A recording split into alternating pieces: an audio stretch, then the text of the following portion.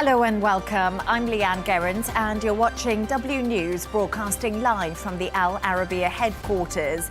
We continue our special coverage as Israel and Iran exchange strikes for a fifth consecutive day.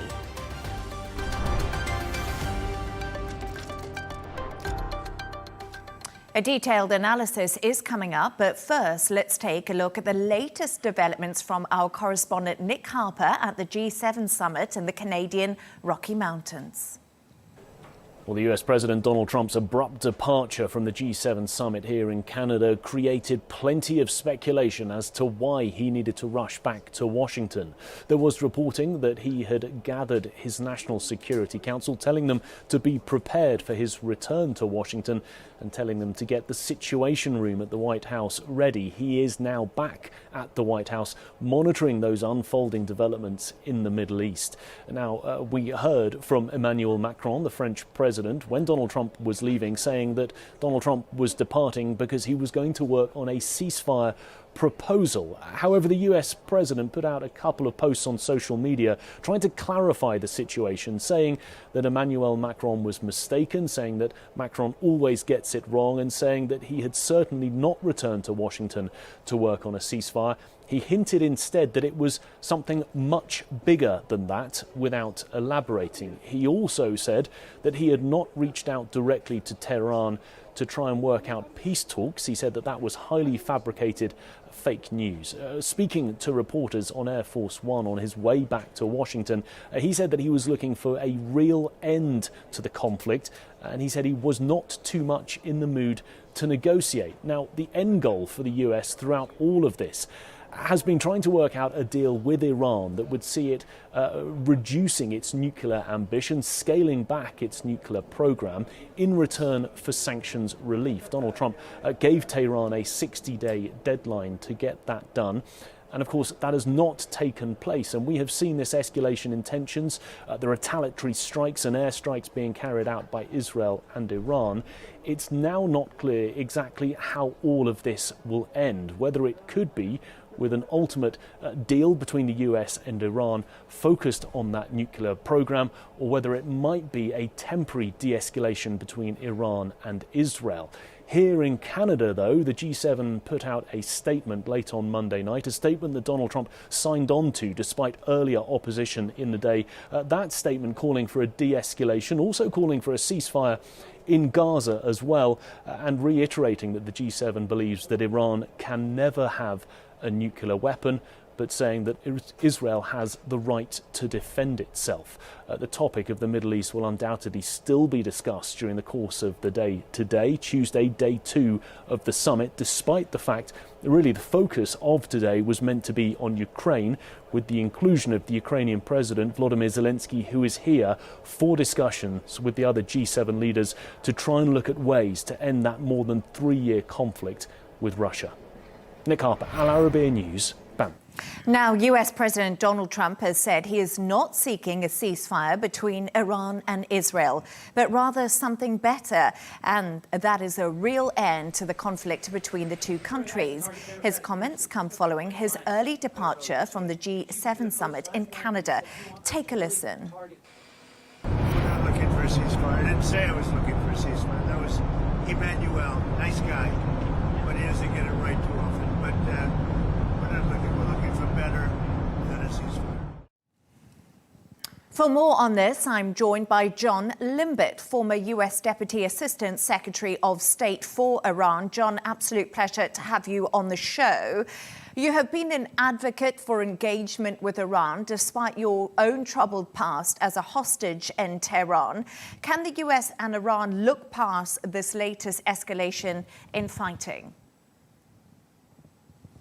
Well, it's hard to say. I mean, 45 years of hostility and 45 years of, frankly, futility.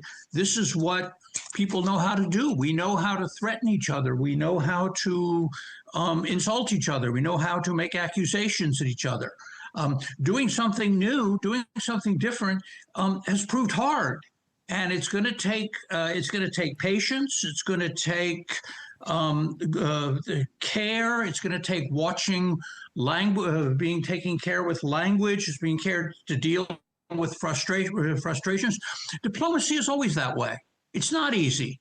It's full of setbacks. But on the other hand, the alternative, which we have seen, which is bashing the other side over the head to get your way, is never quick, easy, or decisive, but leads to something much worse and much more complicated. President Trump has landed back in Washington after leaving the G7 summit early, saying he wants a real end in the Israel and Iran conflict. What exactly does he mean by this? And also, John, we're just getting some news through from Reuters that the US is moving fighter jets to the Middle East in light of what's happening between Israel and Iran. Well, I don't. You ask. You'd have to ask him what he means by something better. I mean, if it's an end to 4.5 decades of threatening and mutual accusations, then fine. How he's going to get there, I have no idea. But the Iranians, for decades now, have been talking about wiping Israel off the map, and that it was a cancer in the Middle East. I mean, given the history, I can see why the Israelis would take this seriously, and they probably should take it seriously. On the other hand, that same rhetoric plays right into Mr. Netanyahu and his right-wing allies, plays right into their hands. It stokes fear, it improves their electoral chances, and again makes the tragedy of these last few days just all the more likely. More than 450 people have been killed in Iran since Friday. You mentioned Benjamin Netanyahu there and his domestic issues politically and maybe on a global stage. But is Israel's strategy to topple Iran's regime? And if so, where does this leave the US administration on this situation? If their strategy is to topple the Iran regime, frankly, it's a bad strategy. It's not going to work. Iranians, even Iranians who don't like the current government, and many of them don't, seem to be, for the most part, very united in their patriotism. They're patriots. They're national. They love their country, and to see it attacked by an external enemy makes them react in defense. And if Netanyahu was intending to unite the Iranians around defense of their countries, then I think he's doing a pretty good job of it. President Trump has also reiterated that Iran cannot have a nuclear weapon following the IAEA report. Was Iran close to developing a nuclear weapon, and were Israel's concerns completely legitimate? Because there have been questions, John, surrounding this. Well, Leigh-Ann, I don't have any inside information on that subject, but I do know this, that his the administration's director of national intelligence and the various military and intelligence groups are saying no. That Iran, although it does have a supply of enriched uranium, I think up to 60%, it is not close to developing a nuclear weapon. And I must say that Prime Minister Netanyahu has been saying that they're within a year. He's been saying that for at least 20 or 30 years now. No, if the aim is to stop a nuclear weapon, then what should be negotiated and was negotiated back in 2015 is something to limit Iran's ability to enrich beyond what it needs for domestic nuclear power, which is 3.7, about 3.5, 3 to 4% enrichment. Basically, that's JCPOA 2.0, and that's where the parties seem to be going until until things until things seem to get off track. But if is it a nuclear weapon that the U.S. wants to stop? Because the path to that is pretty clear. But if it's dismantling the entire program, including enriching for domestic power use, that's something completely different. And that, up until now, appears from the Iranian side to be a deal breaker. John Limbert, former US Deputy Assistant Secretary of the State for Iran. An absolute pleasure to have your insights. Thank you for joining me. Thank you, Leigh-Ann. My pleasure.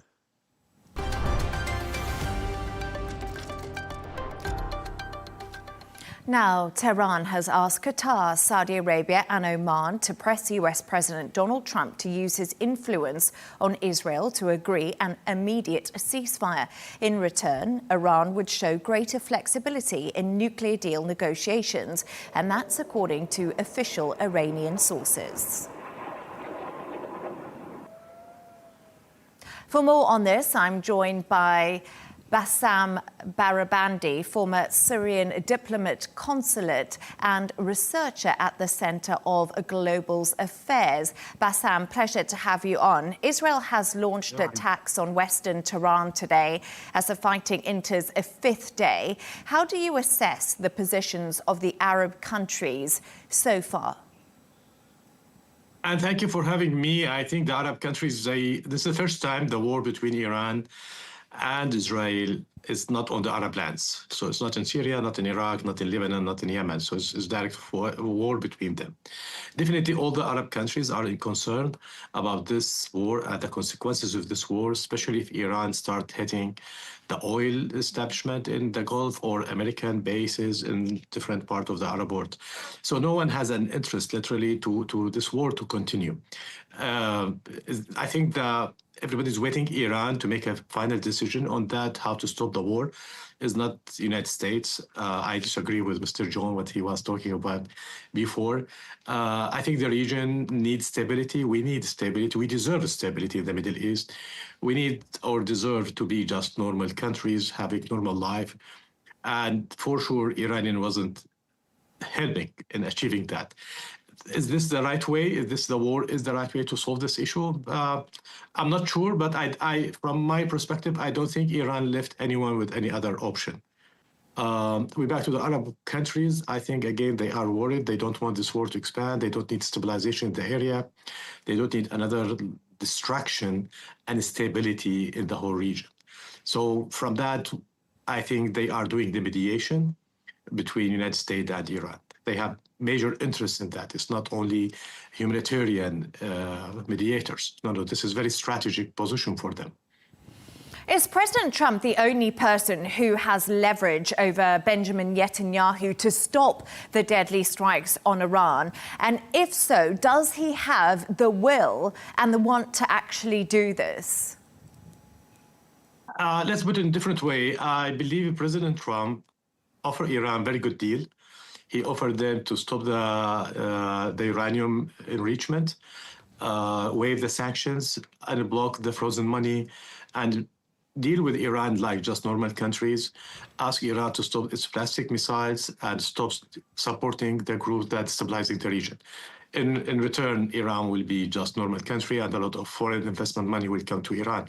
Iran need more than $1 trillion for infrastructures. I mean, that's the offer that President Trump gave to Iranian. I think the Iranian, as usual, they just try to buy time, assuming that they will get more from President Trump. Is it President Trump is the only person who can influence Israel? I think he is. He is the right person to influence Israel. But the question, why to influence Israel? I mean, he offered the Iranians something they rejected. Is this again? So the question is: this the war? Is the answer? Nobody likes the war. Definitely, nobody defends the war. But what other options Iran gave to the international community? They didn't offer anything, nothing substantial. I mean, they didn't show any goodwill that they are willing to go forward in peaceful negotiations to solve that issue. What they did always the opposite. They sit on the tables, they say right words. When they came back to Tehran, they act in opposite way. So the question, why Trump should stop this? Why Trump should put influence in Israel? I mean, this is the question rather than the question, is Trump can put influence or how can influence Israel? Definitely, Trump can influence Israel. The question, I think, from my perspective, is more about Iran rather than about Israel and United States. Israeli intention to destroy Iranian nuclear reactor is not secret. They have talked about this for the last 20 years.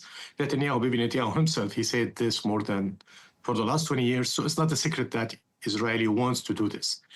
And they were pushing all the American administration to do this. So again, it's not secret. What's changing, I think, this time, the miscalculation of Iran, that they thought, again, that they just can buy time, sit and negotiate and talks, hoping the time will be on their own side. And this time it didn't work with them. Bassam, as a former diplomat in Syria, where we saw the Assad regime fall, could we see something similar happen in Tehran? Are we close to the regime in Iran falling? I don't have a definite answer, but I can tell you something.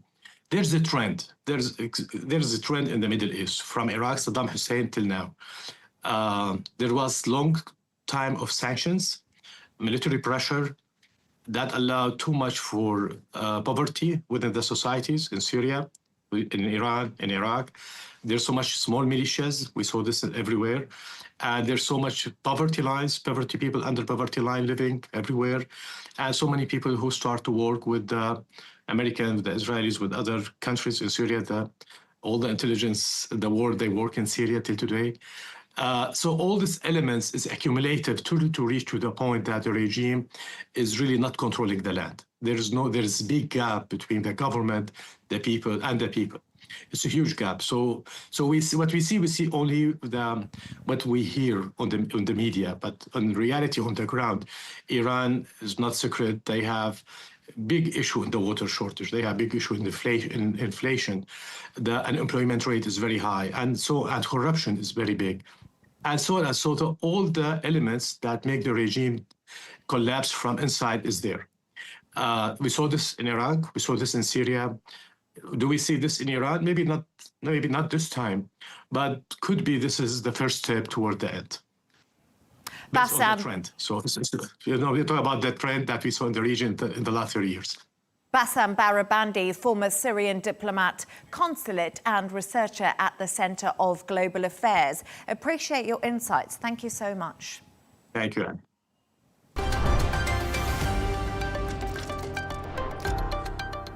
Let's take a look at some of the other stories making the headlines today.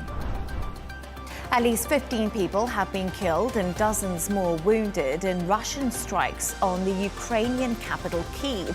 The strike was one of the deadliest on Kyiv since Russia launched its full-scale invasion back in February 2022. Ukrainian President Volodymyr Zelensky said a 9-story apartment block was destroyed and rescuers were now searching for survivors. US officials are reversing a directive to pause immigration raids targeted at undocumented migrants on farms, hotels and in restaurants. Yesterday, the Department of Homeland Security announced the return of the crackdown despite pushback from industry leaders.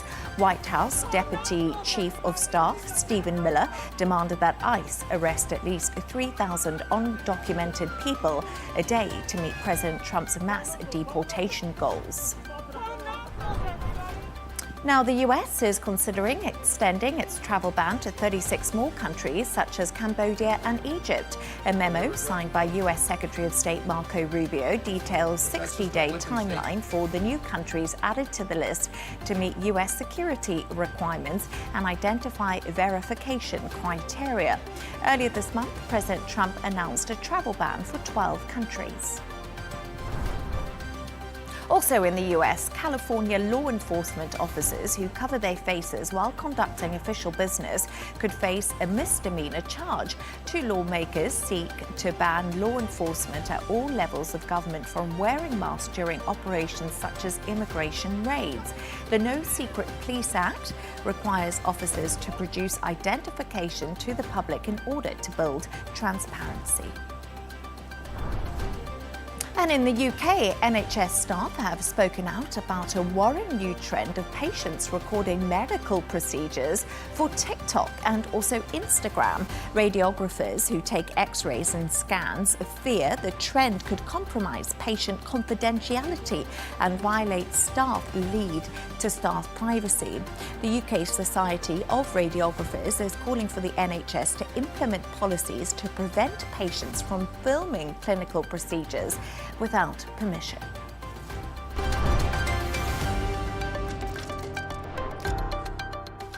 Now, the Iranian capital, Tehran, came under attack once again today after Iran claimed it had targeted a Mossad center.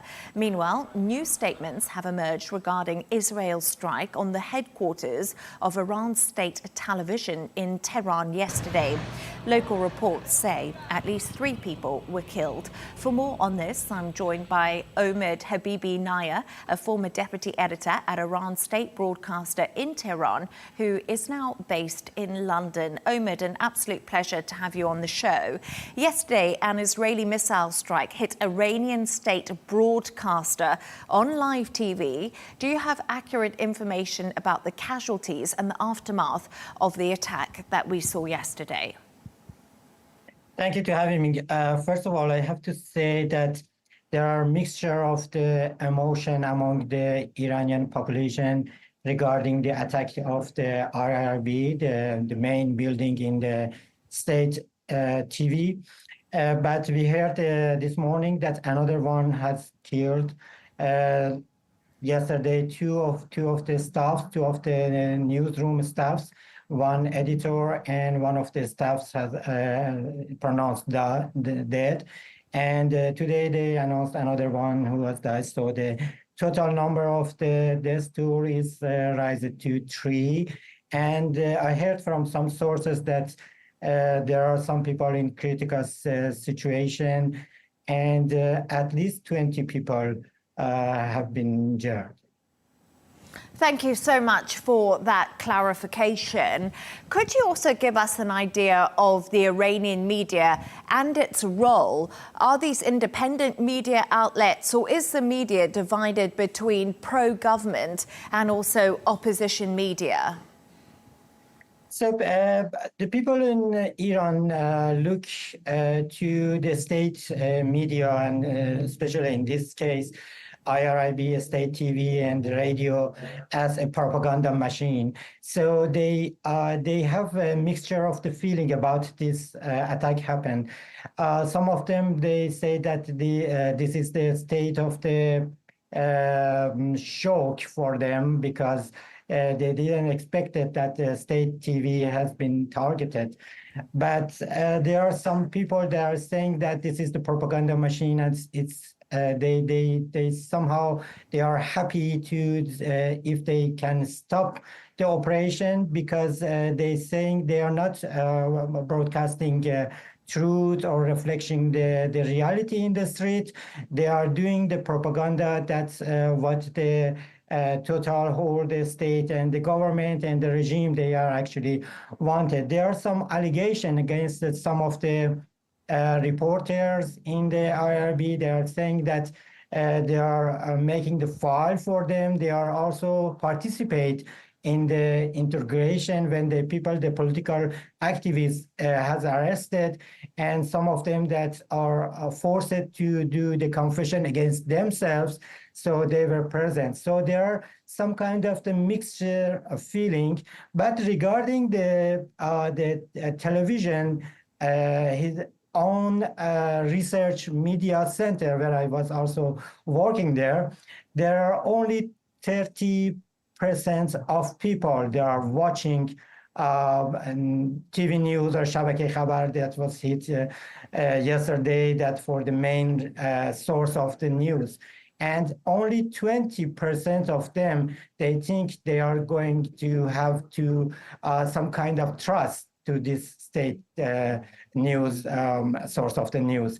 So this kind of the gap between the state media and the people shows that the people cannot trust it, and there's limited influence to the society, and also impact to social changes or anything that the government or state can wants to provide for the people. There are also more critics about there are no alarm, no alert, no red alert during the airstrike, and there are no any suggestion about how to keep you alive during the strike. So this gap shows that the people have a mixture of feeling. They are of course they are sad that the capital of Iran is under attack, but they see, most of the people, they see the IRIB and the state news as the machine that repeats what the head of the government or state or regime are saying that. Omid, I would like you to just tell me quickly, thousands of people are fleeing Tehran after President Trump said evacuate immediately. What are you hearing from people inside the capital? So actually, there are a lot of problem right now. Tehran has about the city, the capital of the city, capital of Iran has only about 10 million people. So it's almost impossible to evacuate this big, huge amounts of the population. And also all the roads from around the city are almost jammed by the traffic. So it is almost impossible. Some people cannot leave the city, and there are also the shortage of gas, shortage of money, the banks are hacked. So there are a lot of problems. So I can hear from my friends and colleagues, the blocks and the neighborhoods are getting empty, but not everybody can evacuate the city because it's huge and because there are a lot of logistic problems regarding that. Omid Habibinia, former deputy editor at Iran State Broadcaster in Tehran. I hope your friends are all safe. Once again, a pleasure. Thank you for joining us. Thank you to having me.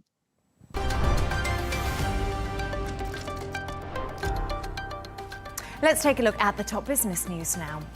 Gold prices are higher as the conflict between Israel and Iran is encouraging investors to seek refuge in safe haven assets. Prices are also higher as investors wait for the upcoming US Federal Reserve's policy meeting, which will be on Wednesday. In a speech, Jordan's King Abdullah said Israel's attacks on Iran have broadened its conflicts in the region to a level that poses a global threat. Now, TikTok is once again on the verge of being banned over in the US. Parent company ByteDance has until Thursday to reach a deal to either sell off the short film video app or shut it down, leaving its 170 million users in the dark. President Trump previously signaled that he was open to extending the deadline for the sale a third time. Turning to all the sports news now, and Aryna Sabalenka says her comments about Coco Gauff after the French Open final were completely unprofessional and revealed she wrote to the American to apologize. Gauff won a close 3-set match in Paris to win her second Grand Slam title, denying Sabalenka a first Roland Garros win. Sabalenka has been heavily criticized for attributing the result to her mistakes rather than Gauff's performance, describing it as the worst final she had ever played.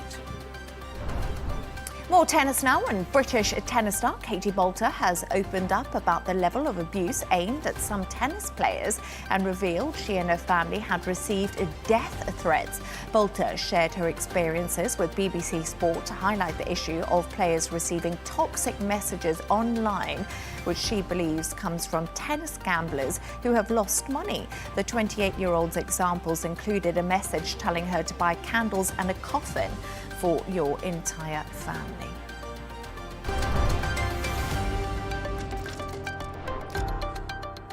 Now, for the first time since Iran and Israel exchanged strikes, the UN's nuclear watchdog has assessed damage at Natanz, Iran's main nuclear enrichment facility. it believes the strikes penetrated deep into the site, directly impacting the underground centrifuge halls. For more on this, I'm joined by Ali Vaez, Director of Iran Project and Senior Advisor to the President at the International Crisis Group. Ali, pleasure to have you on. President Trump says he wants a real end to Iran's nuclear program, not just a ceasefire between Iran and Israel. Do you think this is a possibility? It's good to be with you. Look, if President Trump believes that through green lighting Israeli bombing of Iranian nuclear facilities, or maybe eventually the U.S. joining the effort, the Iranians would capitulate and accept his terms, I think he's badly mistaken, because the only thing that the Iranian regime sees as more dangerous for its survival than suffering from Israeli bombs is surrendering to American terms. Because if that happens, basically the Iranian regime has demonstrated or set a precedent that it can agree to anything if it is being bombed. So the next step would be to disarm it completely. The next step would be to bring about political changes inside the country, and it would not be able to do anything about it. So I very much doubt that this would bring about the kind of result that President Trump has in mind.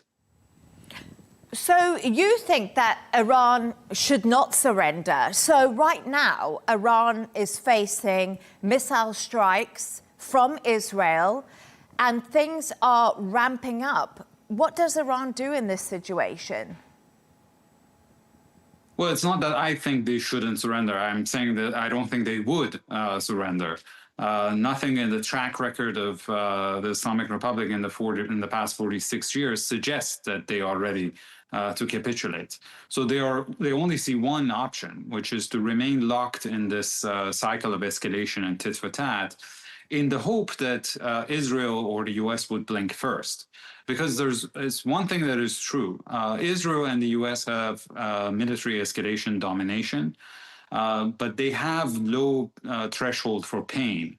For Iran, it's the other way around. It has a much weaker military and limited resources, but it has a much higher threshold for pain. So the question really here is, who blinks first? And especially if the United States joins the war and Iran starts targeting U.S. bases and personnel in the region, maybe even energy infrastructure and shipping lines in the region, we might end up in a situation that the global economy is completely rattled. And that would create a political backlash against President Trump, who had promised not to engage in regime change and wars in the Middle East, and had promised to basically improve the economic situation for his base, not to see an increase in gas prices. Yes, indeed. President Donald Trump did say that he was going to say that he was the president of peace. But the U.S. is moving fighter jets to the Middle East. That's a line coming out of Reuters in the last half an hour or so. How dangerous is this escalation if the U.S. does get involved? And also, as you did mention, if Iran uses its proxies, possibly the Houthis, to start choking shipping that we've seen them do before? Well, if the U.S. gets involved, this will escalate very quickly. There is the risk that, as you mentioned, the members of Iran's axis of resistance that are still standing, like the Houthis in Yemen or the Hashd Shabi in Iraq, would also join the battle and target U.S. and Israeli assets. In those circumstances, it really is hard to maintain control over the escalatory cycle, in the sense that there might be a very high number of American casualties that would then push the United States to double down on this conflict. But at the end of the day, there's one thing that is clear. Usually aerial strikes do not bring about the intended results. I mean, we have the experience of 8 years of war in Yemen, which didn't bring about the intended results with regards to the Houthis. Even same applies to a certain extent to the Taliban in Afghanistan. The United States used the massive ordnance penetrator bombs that it is considering using against Iran's bunker facility in Fordow, both in Afghanistan in President Trump's first term and in Yemen in his second term. And in both cases, the U.S. eventually lost those wars. Yes, the U.S. and Israel definitely can have impressive tactical wins militarily. The question is whether they would be able to meet their strategic objectives in the long run. So, Ali, what's the answer here, do you think? How are we going to see this play out? Well, I do believe that President Trump would be much better off ending this war than joining it. And he needs to do so by first putting pressure on Prime Minister Netanyahu to stop the escalation. Because if he fails to do so, the Iranians would see him as complicit in this war of aggression and would not engage in negotiations with him, or would not believe that even he would deliver on a negotiated solution if that agreement is reached. So the first step is to hold Israel back. The second step is to then threaten the Iranians that if they continue the conflict, the U.S. would get involved, and that would hopefully deter the Iranians. Then the third step is to put a reasonable nuclear agreement on the table that is not maximalist and that would allow everybody to save face. That's the only sustainable solution. I mean, let me remind you that U.S. intelligence says that U.S. involvement in war against Iran to take out its nuclear program would only set back the program by 2 years. So either the U.S. would have to intervene every 2 years to stop Iran from reconstituting its nuclear program, or that it can agree to a deal that gets it 15, 20 years of restrictions at a much lower cost and much lower risks.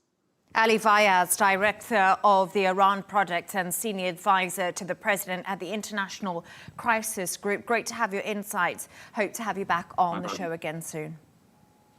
Thank you.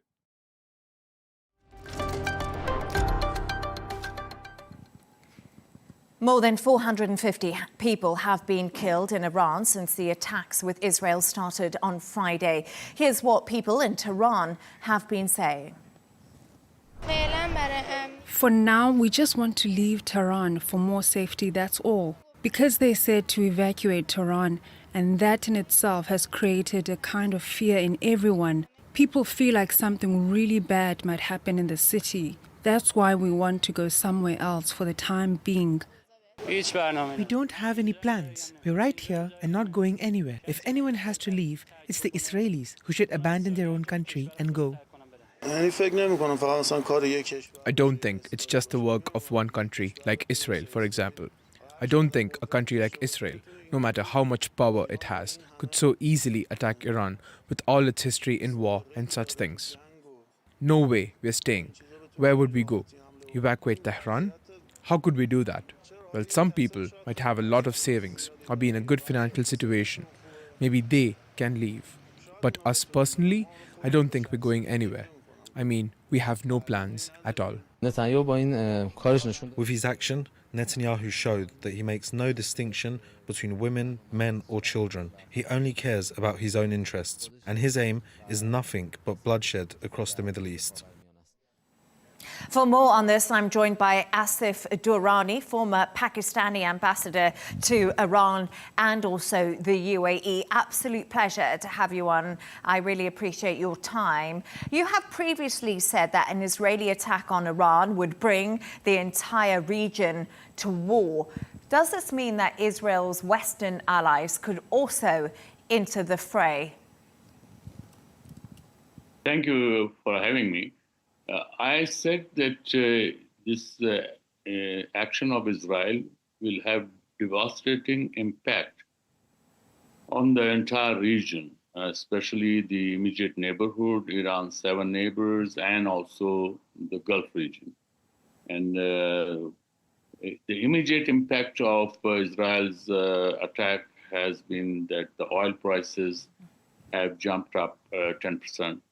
And if the war continues, so it will further impact the oil supplies.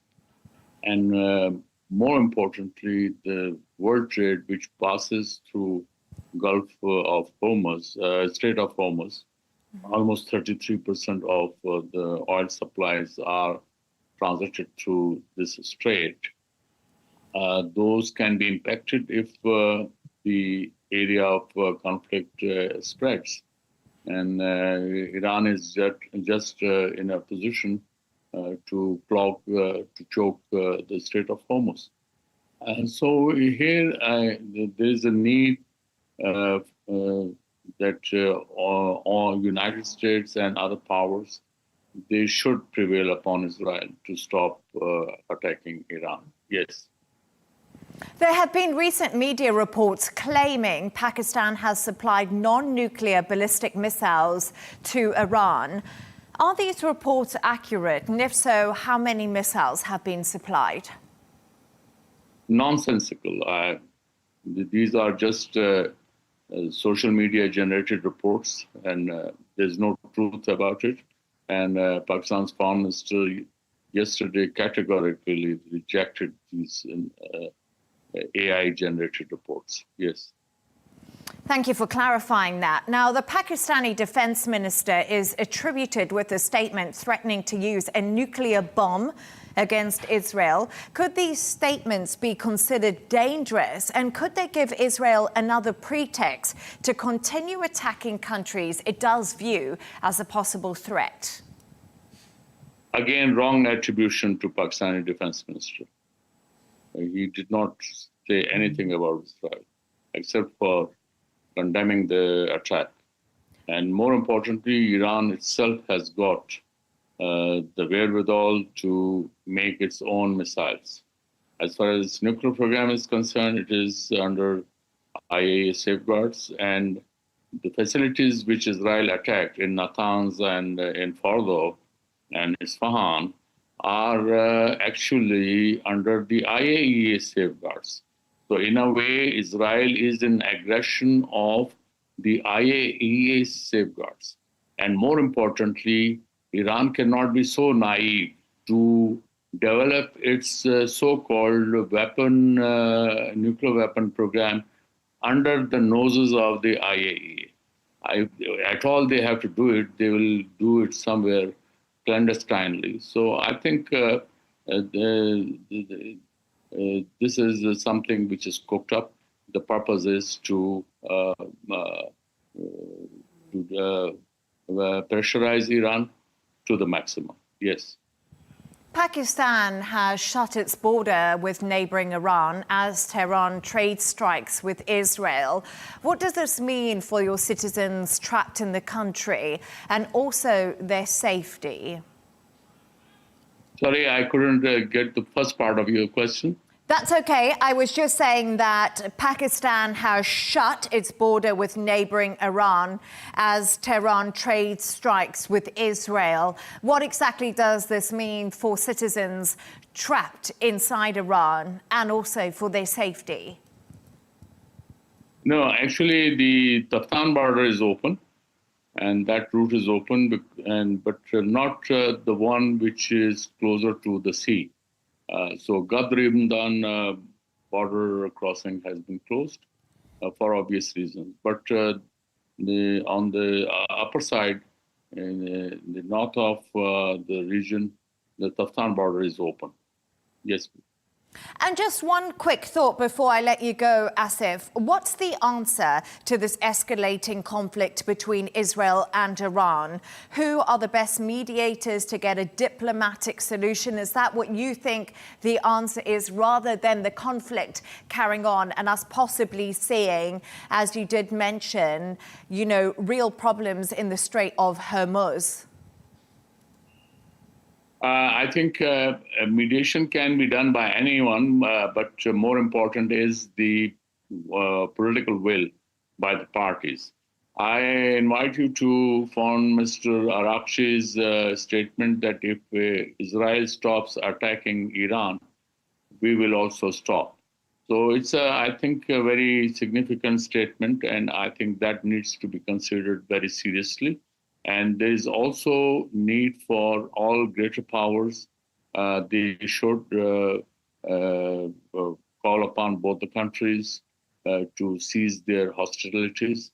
And I think United Nations Security Council is the best forum to implement ceasefire. Yes.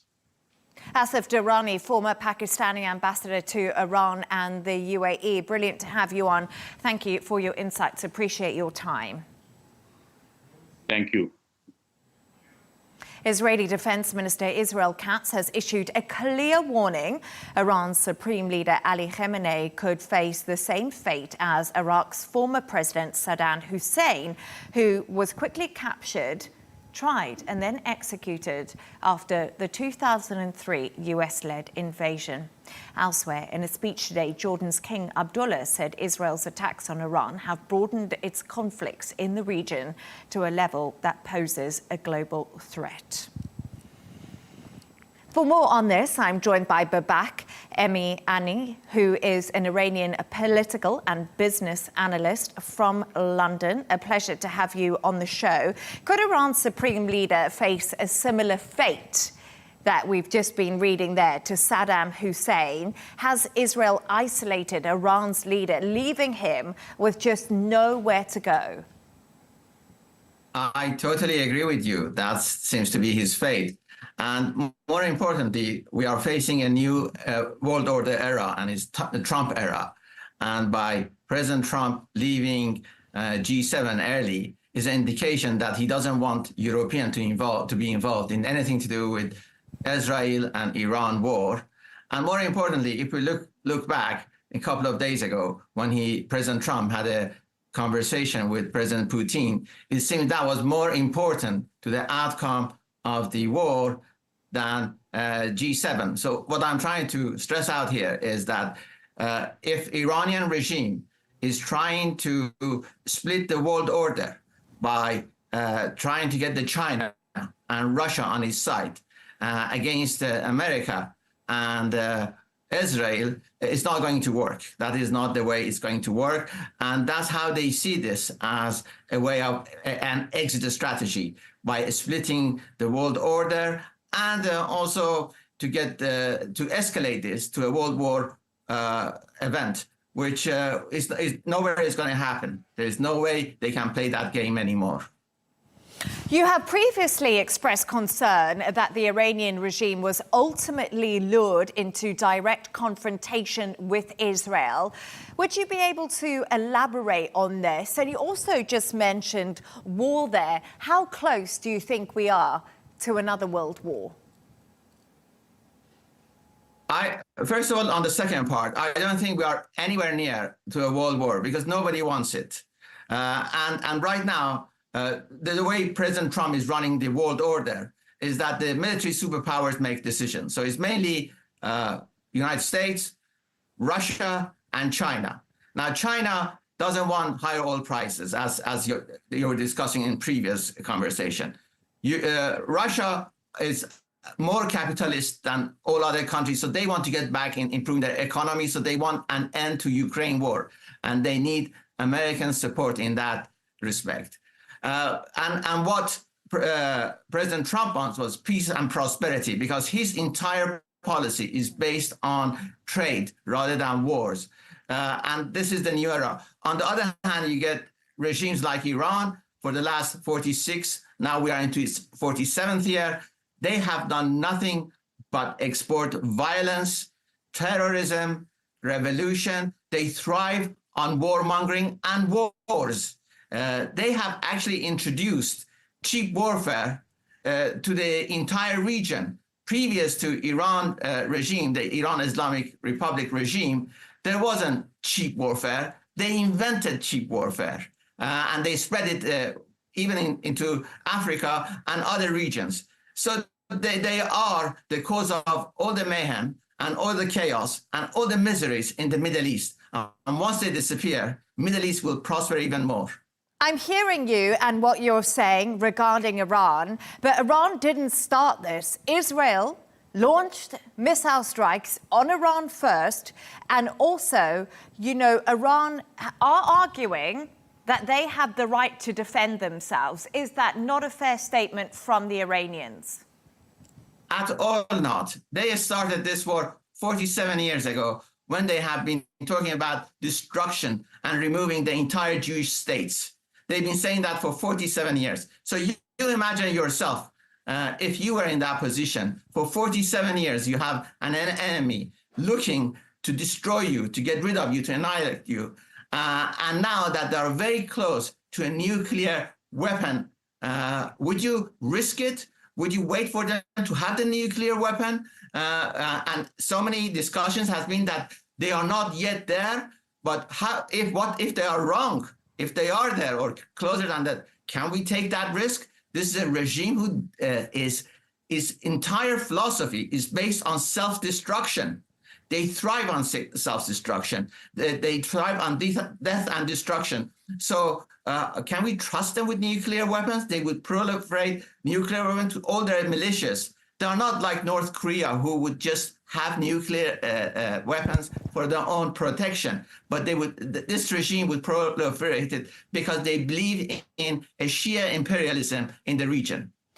Babek, 450 killed in Iran since Friday. We know Benjamin Netanyahu is facing domestic problems politically. Is he doing this, as many analysts suggest, to shore up support for himself in Israel? Because we cannot forget what is happening in Gaza either.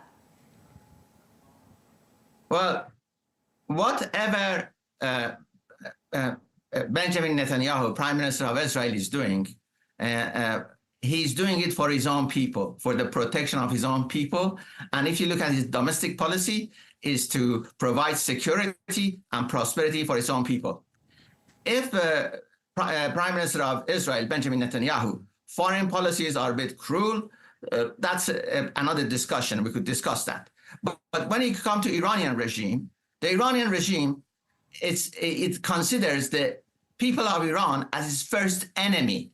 They've done nothing in the last 47 years but treating the Iranian people as their own first enemy. They have been suppressing them, making them poorer, killing them. The amount of killing that happens in Iran is more than the figure you just mentioned here at this war. So the idea that you could compare the Iran regime to, or Ali Khamenei, the supreme leader of Iran, to Benjamin Netanyahu is different. One cares about his people. The other one absolutely has no caring for his people. And all he's one, he's just exporting death and destruction wherever he can. Babek Imaniman, Iranian political and business analyst. A pleasure to have you on the show. Thank you for your insights and your thoughts. Much appreciated. And that's all from us on W News. Don't forget to subscribe to our YouTube channel and also follow us on X. Riz Khan is coming up next. Plus, we'll be back in a couple of hours' time with W News Extra. Goodbye and thank you.